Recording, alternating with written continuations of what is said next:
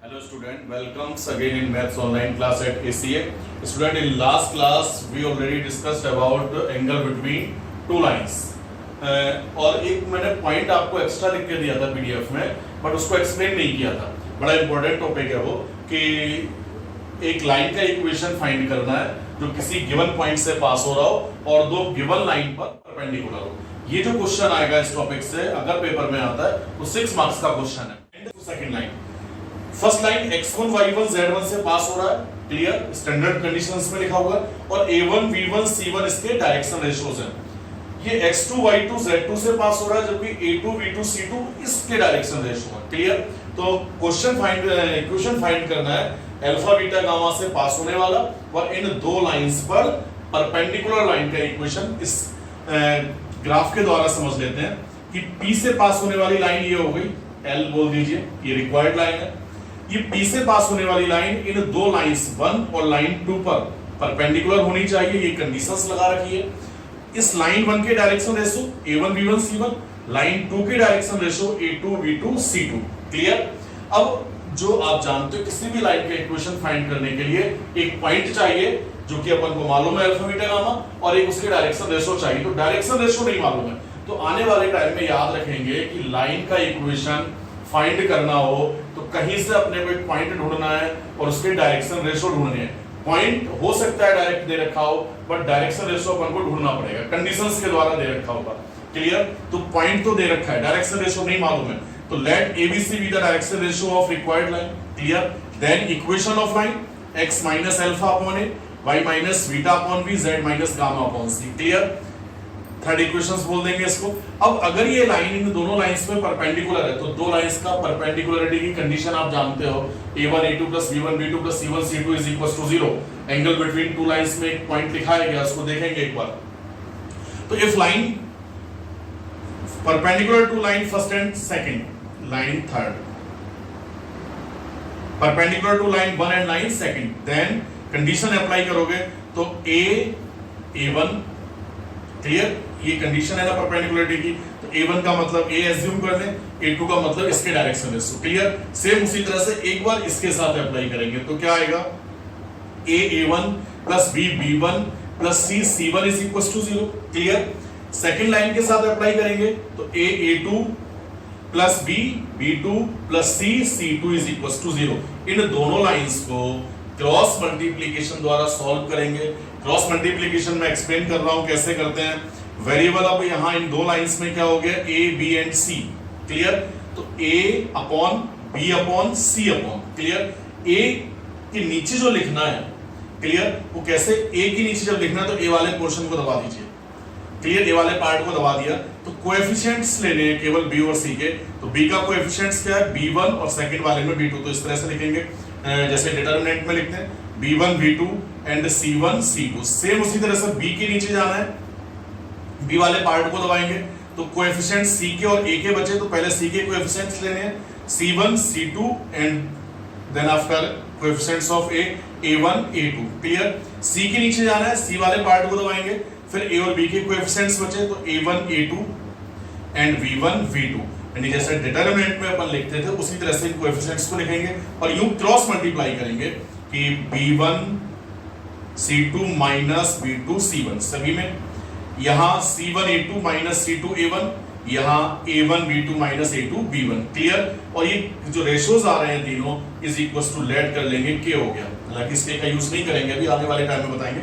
अभी तो आप क्या, a की वैल्यू ये हो गई k इंटू ये, ऐसा बोल सकते हो, b की वैल्यू k इंटू ये, c की वैल्यू k इंटू ये. क्लियर. अब abc की वैल्यू इक्वेशन थर्ड में अपन पुट कर दें तो k कॉमन लेके हट चुका होगा, तो इसलिए k का यूज नहीं करेंगे. सीधे सीधे a की जगह ये, b की वैल्यू ये, c की वैल्यू ये यहां डाल देंगे. क्लियर. तो रिक्वायर्ड इक्वेशन क्या हो जाएगा, x minus alpha upon value of a, y minus beta upon value of b, z minus gamma upon value of c. That is the required equation of line which passes through alpha, beta and gamma in perpendicular to lines this and this. Clear. अब इस topic पर based जो question होंगे उसमें केवल क्या होगा, ये पॉइंट आपका दे रखा होगा और ये लाइंस दे रखी होंगी. लाइंस में भी हमको जो रिक्वायरमेंट है वो केवल डायरेक्शन रेशियोज की है, तो लाइंस चेंज हो सकती हैं, पॉइंट चेंज हो सकता है, मेथड चेंज नहीं होना है। क्लियर? ध्यान रखेंगे मेथड में एक एक स्टेप यूं ही शो करना है, पॉइंट चेंज होगा, लाइंस चेंज होंगी, बट मेथड चेंज नहीं होगा। क्लियर? तो इसका तो मैंने नोट्स आपको भेज रखा है, 2 एग्जांपल आपको करके दे रहा हूं, फिर उसके बाद जो एक्सरसाइज नंबर 14.3 है वो कंप्लीट सॉल्व करेंगे। क्लियर? एक एग्जांपल देखेंगे अब। तो एक एग्जांपल है स्टूडेंट ये इसी टॉपिक पर बेस्ड कि find the equation of line which passes through point this and perpendicular to line this and this. Clear? तो सबसे पहले तो इस क्वेश्चन को उस टॉपिक से मैच कराएंगे। क्या ये क्वेश्चन उस टॉपिक से मैच कर रहा है? कर रहा है तो आगे बढ़ेंगे। उस वो जो टॉपिक था उसमें भी एक पॉइंट था जहां से लाइन पास हो रहा था, रिक्वायर्ड लाइन पास हो रहा था, और 2 इक्वेशंस दे रखे थे जिन पर वो परपेंडिकुलर था। तो सेम क्वेश्चन हो गया उसी टॉपिक से रिलेटेड। मैंने क्या कहा था? पॉइंट चेंज होगा, लाइंस चेंज होंगी, मेथड चेंज नहीं होना है। क्लियर? तो जो लाइंस गिवन है, तो उन जो गिवन लाइंस है उनसे भी केवल अपन को उनके डायरेक्शन रेशो चाहिए। तो यहां से जानते सबसे पहले तो ये चेक कर लेंगे कि जो गिवन लाइंस हैं क्या वो स्टैंडर्ड फॉर्म में है अपने, तो दिख रहा है। क्लियर? स्टैंडर्ड फॉर्म बोले तो x minus x1 upon a y minus y1 upon b is equal to z minus z1 upon c की फॉर्म में होना चाहिए, तो उस फॉर्म में है ये। तो इस फर्स्ट लाइन के डायरेक्शन रेशो 3 minus 1 and 3, तो direction ratio of line first and line seconds are a1 b1 and c1, तो 3 minus 1 and 3, और इसका a2 b2 c2 बोल देंगे इसके लिए। तो a2 b2 c2 की वैल्यू 4 2 minus 1। क्लियर? और जो रिक्वायर्ड लाइन है, क्लियर, जो रिक्वायर्ड लाइन है उसके डायरेक्शन रेशो होने कुछ ना कुछ होने चाहिए, तो let ABC be the direction ratio of required line. Clear? तो इक्वेशन ऑफ लाइन क्या बन जाएगा बेटा? जो P से पास हो रहा हो तो x minus 2 upon a, y plus 3 upon b minus 3 इसलिए प्लस हो चुका होगा, और z minus 1 upon c। Clear? अब क्वेश्चंस में दिया हुआ है कि ये जो लाइन थर्ड है वो फर्स्ट और सेकंड गिवन लाइन पर परपेंडिकुलर है, तो परपेंडिकुलरिटी की कंडीशन अप्लाई करोगे। कंडीशन जानते हैं a1 a2 b1 b2 c1 c2 0। तो यहां अगर इन दो का परपेंडिकुलर हो की कंडीशन अप्लाई करोगे तो ये a1 b1 c1, तो ये a2 b2 c2। क्लियर? तो ये 3a minus b plus 3c 0। जब इसके साथ परपेंडिकुलरिटी की कंडीशन अप्लाई करेंगे तो ये a1 b1 c1 और ये a2 b2 c2 होंगे उस समय। तो यहां आ जाएगा बेटा 4a प्लस 2b और ये minus c equals to 0। Cross multiplication द्वारा सॉल्व करेंगे। मेथड मैंने बता रखा है आपको, अब यहां डायरेक्ट किया हमने कि a upon is equals to b upon is equals to c upon, तो एक ही नीचे जब जाएंगे a वाले पार्ट को दबा दिया तो ये माइनस माइनस प्लस 1 और ये माइनस 3 2 जा 6। क्लियर? b के नीचे जाएंगे b वाला पार्ट दबाएंगे तो 3 4 जा 12 और ये माइनस माइनस प्लस 3।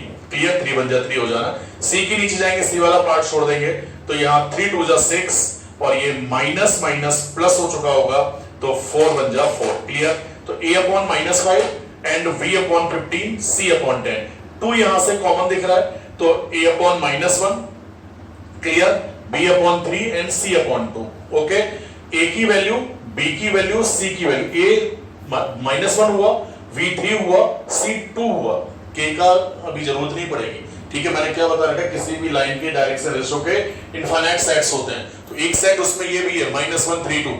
क्लियर? तो अपने को यही सेट लेना है, तो a की b c की वैल्यू यहां पुट कर देंगे तो रिक्वायर्ड लाइन क्या हो जाएगा, x minus 2 upon minus 1, y plus 3 upon 3, clear, z minus 1 upon 2। Okay, तो that is the required line. Clear? एक क्वेश्चन और देखेंगे इसी टाइप का कि,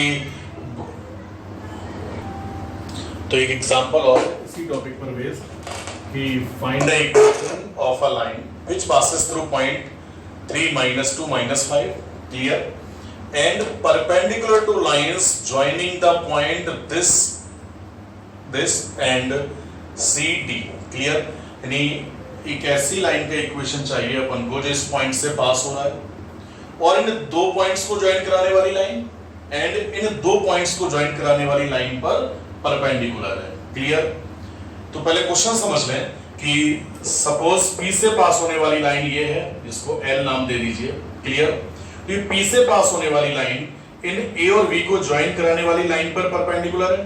और सी और डी को ज्वाइन कराने वाली लाइन पर परपेंडिकुलर है। क्लियर? तो जो टॉपिक था अपना वो भी कुछ ऐसा ही था कि एक लाइन का इक्वेशन फाइंड करना जो किसी एक पॉइंट से पास हो रहा हो और दो गिवन लाइन पर परपेंडिकुलर हो। तो वहां जो कभी टॉपिक में था या जो एग्जांपल अपन ने किया था उसमें लाइंस के इक्वेशन दिए हुए थे। मैंने क्या कहा था कि जो गिवन लाइंस होंगी उन इक्वेशन से भी अपन को उनके डायरेक्शन रेशियो का यूज करना, रिक्वायरमेंट डायरेक्शन रेशियो की है। यहां पर हमको इक्वेशन नहीं दिए हैं बट उन दोनों लाइंस पर दो नोन पॉइंट्स दे रखे हैं। क्लियर? अब आप जानते हैं दो नोन पॉइंट्स मालूम हो तो उनका इक्वेशन फाइंड कर सकते हैं ना अपन। ए और बी से पास होने वाली लाइन का इक्वेशन, सी एंड डी से पास होने वाली लाइन का इक्वेशन, तो दोनों के इक्वेशन अपन फाइंड कर सकते हैं बट अपन इक्वेशन फाइंड नहीं करेंगे। क्यों नहीं करेंगे? क्योंकि अपन को सिर्फ डायरेक्शन रेशियो का यूज करना होता है। तो यहाँ ए बी से पास होने वाली लाइन की डायरेक्शन रेशियो निकालेंगे, A1 B1 C1 से डिनोट करेंगे। सी और डी से पास होने वाली लाइन की डायरेक्शन रेशियो निकालेंगे A2 B2 C2 से। आपने देखा था टॉपिक में भी हमको जो गिवन लाइंस थी उनके सिर्फ डायरेक्शन रेशियो की ही जरूरत पड़ी थी। क्लियर? तो यहां सबसे पहला काम क्या करेंगे? Direction ratio of line joining the points A and B। तो A और B को ज्वाइन कराने वाली लाइन का direction ratio A1 B1 C1 direction ratio find करना जानते हो। A1 का मतलब x2 - x1 तो 5 - 3, V2 का मतलब y2 - y1 तो 2 - +1 और C2 का मतलब C1 का मतलब Z2 - Z1 तो 3 - 2 यानी 1। क्लियर? सेम उसी तरह से C और D को ज्वाइन कराने वाली लाइन की डायरेक्शन रेशियो फाइंड करेंगे जिसको A2 B2 C2 से डिनोट करेंगे। क्लियर? अब A2 B2 C2 से जब डिनोट करेंगे तो A2 कितना हो जाएगा? -1 - 4। Clear? V2 2 - 0 okay and C2 -3 - 2 यानी -5। क्लियर? अब जो रिक्वायर्ड लाइन है जो P से पास हो रहा है उसके डायरेक्शन रेशियो कुछ ना कुछ रहे होंगे तो सेम एक स्टेप वही लिखना है जो टॉपिक में लिखा था कि let ABC be the direction ratio of required line। Clear? Then the equation of line x - 3 upon a, y - +2 upon b, z - +5 upon c। Clear? अब ये जो लाइन है जो रिक्वायर्ड लाइन है लाइन 1 है वो क्या दे रखा है क्वेश्चंस में कि वो AB और CD पर कैसा है? परपेंडिकुलर है। तो now given that line 1 is perpendicular to AB and CD। Clear? अब AB पे परपेंडिकुलर लाइन है ये तो परपेंडिकुलरिटी की कंडीशन अप्लाई करोगे। इस AB के डायरेक्शन रेशियो फाइंड कर ही चुके हैं, इसके डायरेक्शन रेशियो ABC हो गए तो परपेंडिकुलरिटी की कंडीशन जब अप्लाई करेंगे तो ये तो A1 B1 C1 हो जाएंगे और ये A2 B2 C2 होंगे। तो डायरेक्ट कंडीशन क्या बन जाएगा बेटा? A1 तो 2A। क्लियर? B B1 तो ये 3B एंड C1 तो 1 into C plus C is equals to 0। Same उसी तरह से अब दूसरी लाइन पर यदि CD पर भी परपेंडिकुलर है तो परपेंडिकुलरिटी की कंडीशन CD के साथ भी अप्लाई करोगे तो ये A1 B1 C1 होंगे उस समय और ये A2 B2 C2। तो क्या आ जाएगा बेटा? -5A + 2B - 5C is equals to 0 और इन दोनों को क्रॉस मल्टीप्लिकेशन द्वारा सॉल्व करेंगे। अब क्रॉस मल्टीप्लिकेशन आ चुका होगा, बारीकी से देखेंगे क्या होता है। तो ये A अपॉन क्या आएगा बेटा? -15 और ये -2। क्लियर? B अपॉन ये -5 + 5 2 10 and C upon 2 2 4 -+ +5 3 15। A upon -17, B upon 5 and C upon 20। ABC की वैल्यू फर्स्ट में पुट करेंगे तो रिक्वायर्ड लाइन क्या बन जाएगा? x - 3 upon -17, y + 2 upon 5 and z + 5 upon 20। Clear? तो जो ये जो टॉपिक था उस पर दो तरह के क्वेश्चंस आएंगे।